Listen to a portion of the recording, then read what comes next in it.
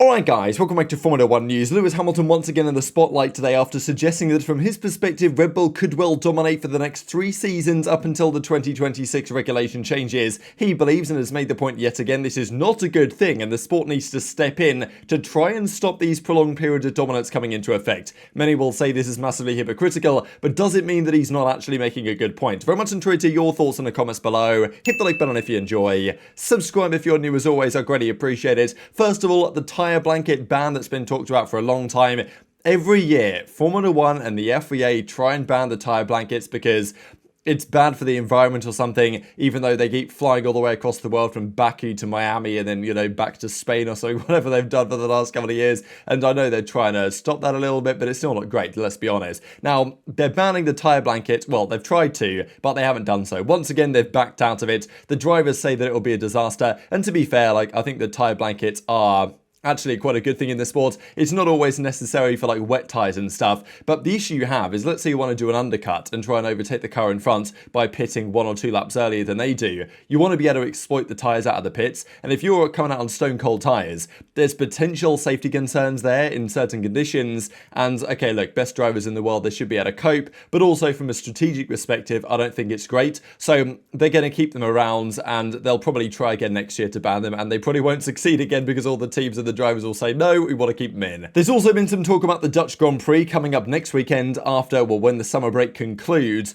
talking about trying to cut down on the flares and promoting more inclusivity, because I think last year fans of certain drivers and teams didn't have the greatest time there. Now, look, will you be able to ban the, the Orange Army from using the flares? I highly doubt it. I think they're going to try. There was also talk about some taxi drivers trying to boycott the event because they're not allowed to be in that local vicinity for some reason, so there's potential drama brewing for the Dutch Grand Prix, and also an update on Leclerc, saying that he would like to, with his younger brother Arthur Leclerc, do the 24 Hours of Le Mans one day. Probably pretty hyped up that Ferrari actually won it this year, maybe with Giovinazzi as well he mentioned, which I thought was quite a nice thing to see. But this is the big question that people have about Red Bull and what's going to happen for the next couple of years. Verstappen and Red Bull have got this year's title locked up, no doubt, but it's about 2024 and 2025. We thought in 22, okay, Red Bull have dominated the end of the season, they won the championship, but Ferrari should be back, Mercedes should be back this year.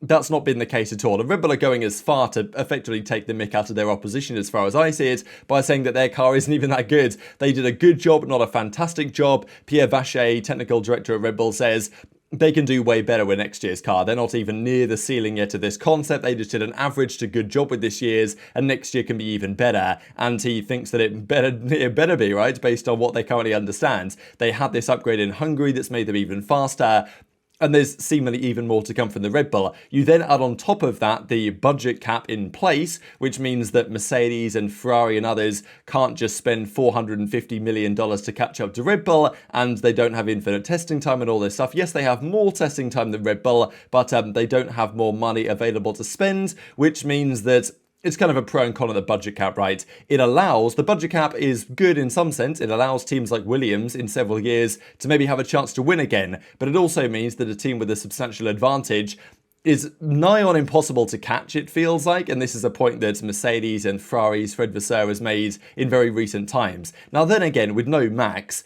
our season would be way more interesting, as even Toto Wolff says. Take Max out of the equation, just have Checo there, would be a great season, close racing, and there'll be more interest in the year. But Verstappen's performing at an absolute peak performance level as it seems right now, so is the RB19, and it's basically an impossible combination to stop this season. And is this another such example of a team going on a dominant run? It feels like we're in the Verstappen era as it stands, and who knows how long that will last.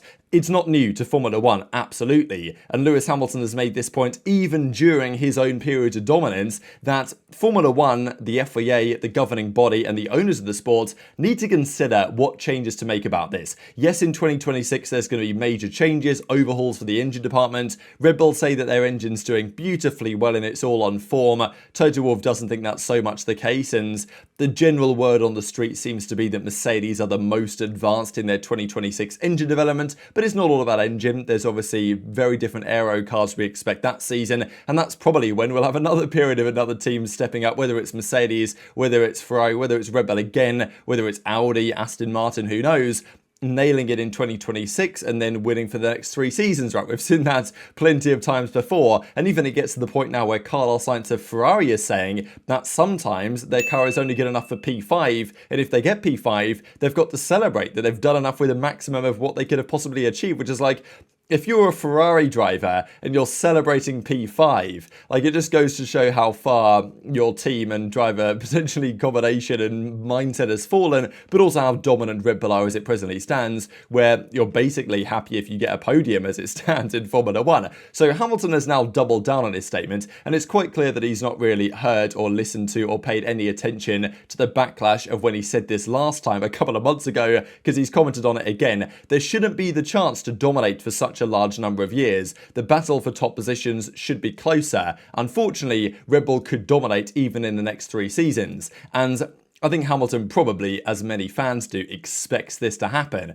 Verstappen's on top form. Red Bull are the best team by far, especially in race pace and in all the operational stuff as well. It's not just like they've got the fastest car, but a bit dodgy on strategy, a bit dodgy on pit stops. Like, they've got everything perfect as it stands, Red Bull. And it feels like, how is someone going to actually topple them off their perch with the current seeming advantage and understanding of the current technical regulations? Seems like it's going to be a big challenge, and Hamilton seems to expect them to dominate for the next several years. Now, what could they do instead to stop this from happening? That's a question that's been raised. There has been talk recently about the FIA turning off DRS in qualifying, which would seem like an attempt to try and slow Red Bull down in that specific mode. Not like it's going to make any difference who's going to win the Grand Prix, because their race pace is so elite, and it's not exactly the DRS that makes them so fast. It's suspension, floor, whatever. There's a few reasons why. Hamilton's full quote is, if we continue like this, maybe it'll be Ferrari that'll dominate the next few years, or maybe McLaren will, or maybe Mercedes will come back ahead. But I think it's not the best thing for the fans.